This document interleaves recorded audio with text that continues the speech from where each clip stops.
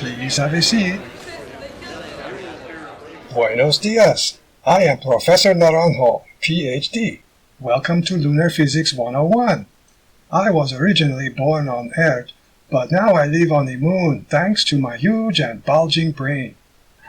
Having completed your first series education as a young citizen of the Moon, you know all the basic facts about the Moon, its size, distance from the Sun, how long it takes to orbit the Earth, and its mass. Now you are here. My course I teach you at Moon University. Clever name, no? Today we will be considering the question, what is the ratio of the mass of the Moon to the mass of the Earth? We will be using algebraic equations. You will not need your prerequisite three-dimensional calculus for this simple problem. We all know the gravity on the Moon is 1/6 as that upon the Earth. Does this mean the Moon is 1/6 the mass of the Earth? If it was as easy as that, you know I would not be asking you to trap yourself. So, just what is the exact ratio? Through various experiments, we know the mass of the Moon and the mass of the Earth pretty well. Look up how it was done, but don't try this at home. If we look up those big gargantuan mass numbers and use a supercomputer, we find the ratio turns out to be approximately 1/80 or 0.0125. That's right, the mass of the Moon is 1/80th the mass of the Earth. Sorpreso? I was a long time ago. But now we ask, why is not the acceleration of gravity on the Moon 1/80th as on the Earth? For now, we can forget about all those gargantuan numbers and use a few algebraic symbols instead. First, we must introduce our primary equation, something very important, which you will recall from your first grade physics class. Remember, gravity is everywhere, always present, never stopping, no matter if the mass is only one atom or even one proton. So, we know Newton's law of gravitational attraction, say, between any two masses, like you and the Earth. The force of gravity is equal to G times m1 times m2 divided by r squared. Your mass, m1, is the same everywhere in the universe. On different planets, remember your weight might be different, but your mass is the same anywhere, unless you crash diet or eat too much. Thus, m2 will be replaced in each case by the mass of a planet, such as the Moon or the Earth, as m sub m or m sub e. R represents the distance between any two bodies, but for our purposes means the radius of the planet you are standing upon, either the radius sub m or the radius sub e. The gravitational constant, g, is critical. It is just one of those things physicists have to put up with. Mathematical constants turn up everywhere, and they are just what they are, necessary for many equations to work correctly. We will not need its numerical value today, but I am sure you can recall it. Newton's law is actually a vector equation, but we will ignore the vectors for now by assuming any two bodies under consideration exist in an empty universe or flow billions of kilometers away from any other massive body, knowing the force of attraction will be towards each other.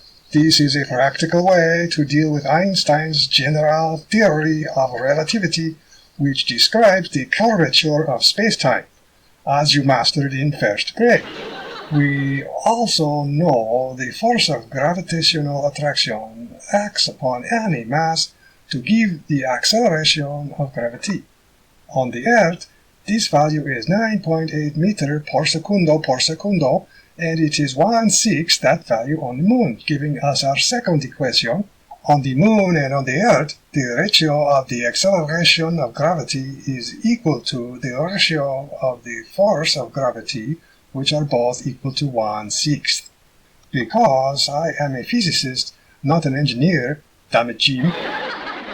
So we leave out all the numbers from here on until we need a spot check to see if we are good at physics. To confirm the Moon to Earth mass ratio of 1/80th, we will now approach the same answer from a different direction. What if we didn't know the mass of the Earth and Moon, but only their sizes?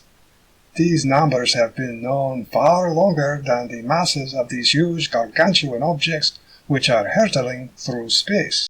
By using the simple rules of algebra, coming from the old Arabic word al-jabr, meaning medical bone setting, we will verify the mass ratio using only the radii of the Earth and Moon. In other words, we will set the bones of the Moon to the bones of the Earth by algebraic transformations. Firstly, we will substitute the equation for the Newton's law of gravitational attraction between two bodies into the equation representing the ratio of gravitational forces when standing on the Earth or the Moon. I'm not going to say all these terms because I am sure it couldn't get any clearer than these. When we simplify this big equation, g and m1 will vanish, and using one of the rules of exponents, we will solve for the mass of the Moon divided by the mass of the Earth. I told you we would not need to remember the value of g. And this is the beauty of constants. You have to have them, and then they go home. Just to make a quick check if our physics is right, we substitute in the known value of the Earth's radius and the Moon's radius, and we compute the answer. The mass of the Moon divided by the mass of the Earth is equal to 0.0124. Referring back to the huge gargantuan mass calculation we did at the start, we found it resulted in a ratio of about 1/80, which equals 0.0125. Pretty good agreement, eh? It is actually closer to 1/81, but I love big round numbers to remember. Like my wife, she is a big round number. So now we have found out in two different ways the ratio of the mass of the Moon to the mass of the Earth. Even though the force of gravity on the Moon is 1/6 of the Earth's, it depends precisely on the distance from the planet's center of mass. Gravity varies with altitude, with the distance from the center of mass of the planet under consideration. For instance, if you climb to the top of Mauna Loa in Hawaii, the tallest mountain on Earth, you will weigh slightly less and accelerate just a little bit slower than if you were at its base. But in that case, you would be at the bottom of the sea. Remember from your first grade physics class that buoyancy affects your weight, but not your mass. This will be true for all time and space. Now consider this. If the Moon was made of low-density styrofoam instead of hard rock, how big would it have to be for you to feel the same force of gravity? Think carefully. You might even get to use your calculus. Next class, we will discuss more exciting physics about our home, the Moon. Don't forget your homework!